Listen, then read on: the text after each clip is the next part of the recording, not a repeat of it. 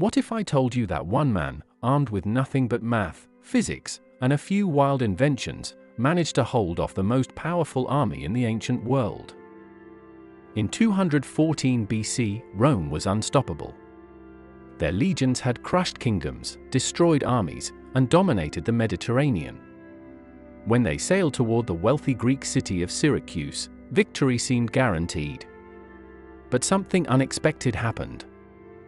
The Roman soldiers began screaming in panic. Massive stones smashed their ships from impossible distances.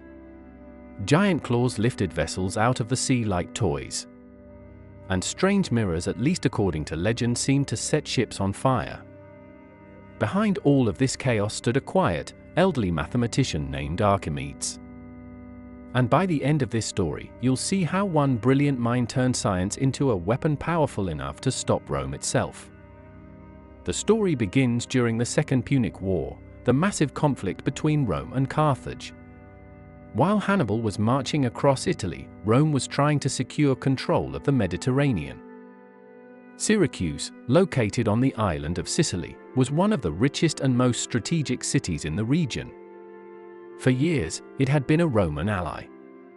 But after political turmoil inside the city, Syracuse switched sides and began cooperating with Carthage. For Rome, this was unacceptable. If Syracuse became a Carthaginian stronghold, it could threaten Roman control of Sicily and disrupt supply lines. So Rome sent one of its most experienced generals, Marcus Claudius Marcellus, to capture the city. Marcellus arrived with a massive Roman army and a powerful fleet. Normally, Roman sieges were slow but inevitable. But Syracuse had something Rome had never faced before: a genius who understood the physics of war. Archimedes was already famous long before the Romans arrived. He was one of the greatest mathematicians and scientists in history. This was the man who discovered the famous principle of buoyancy, the story where he jumped out of a bath shouting "Eureka!" But Archimedes wasn't just a theorist. He understood mechanics, geometry, and engineering at a level that was centuries ahead of his time. When the Roman threat became real, the ruler of Syracuse asked Archimedes to design defenses for the city. Archimedes accepted. And what he built turned Syracuse into one of the most dangerous fortresses in the ancient world. The first shock for the Romans came from the city walls. As Roman ships approached Syracuse, massive catapults suddenly began firing enormous stones and bolts. Now, catapults already existed in the ancient world, but Archimedes redesigned them. He created machines with different ranges and sizes, allowing defenders to strike enemies whether they were far away or right next to the walls. When Roman ships stayed at a distance, giant catapults launched huge stones that smashed into hulls and decks. When the ships tried to get closer, smaller and faster weapons fired iron bolts like giant arrows. Roman soldiers had never faced such precise and devastating artillery. Ships splintered. Men panicked. And the Roman advance slowed to a crawl. But here is where it gets even more interesting. One of the most legendary weapons from the siege was something the Romans called the Iron Hand. Today we call it the claw of Archimedes. Imagine a giant crane mounted on the city wall. At the end of the crane hung a massive hook or claw attached to ropes and counterweights. When a Roman ship approached the walls, operators lowered the claw into the water and hooked onto the vessel. Then the mechanism lifted. Suddenly the front of the ship would rise violently out of the water. The ship tilted, sailors lost balance, and in many cases the vessel flipped or crashed back into the sea. Even when ships weren't destroyed, the shock and chaos made Roman soldiers hesitate. Ancient writers describe Roman troops becoming terrified of anything sticking out of the city walls because it might be another hidden machine designed by Archimedes. Psychological warfare had entered the battlefield. Now we come to the most controversial weapon of all: the so-called Archimedes heat ray. According to later historical accounts, Archimedes arranged large polished mirrors or shields to reflect sunlight toward Roman ships. When multiple mirrors focused the sunlight onto the same point, the heat supposedly ignited the wooden ships. For centuries, historians debated whether this was real or just a myth. Modern experiments have shown that concentrated sunlight can ignite wood under the right conditions. But whether it actually happened during the siege remains uncertain.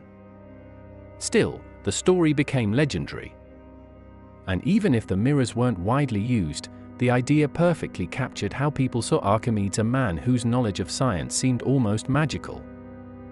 Roman soldiers were used to being the aggressors. They marched forward. They broke enemy defenses. They won. But Syracuse changed that dynamic. Every time Roman ships approached, new machines appeared. Projectiles rained down from unseen mechanisms. Ships were lifted out of the water. Walls became deadly zones no one wanted to approach. Even Marcellus himself reportedly admitted that Archimedes was turning the battle into a war of machines against men. For nearly 2 years, Syracuse held out against Rome. That was almost unheard of. But eventually, Rome found another way.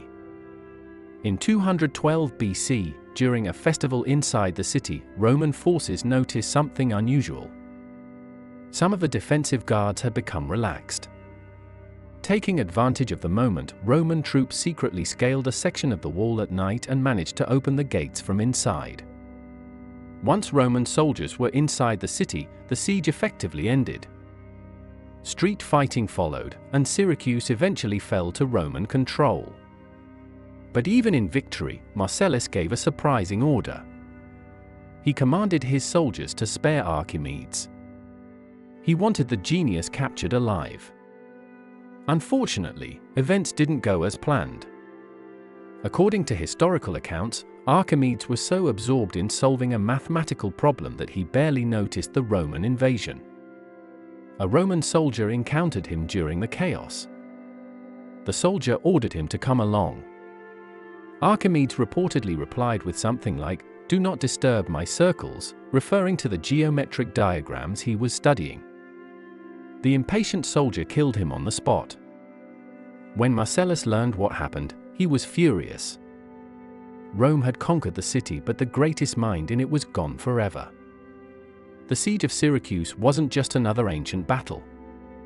It was one of the earliest examples of science and engineering being used strategically in warfare. Archimedes proved that knowledge could compete with brute military power. His machines delayed the might of Rome for years, changed how siege warfare worked, and inspired generations of engineers. Today, he's remembered not as a soldier, but as something far more powerful. A mind capable of turning ideas into weapons that shook an empire. If you enjoyed this story of genius versus empire, make sure to like the video and subscribe for more incredible moments where history took unexpected turns. And if you found this fascinating, check out the next video where another underdog leader shocked a powerful empire.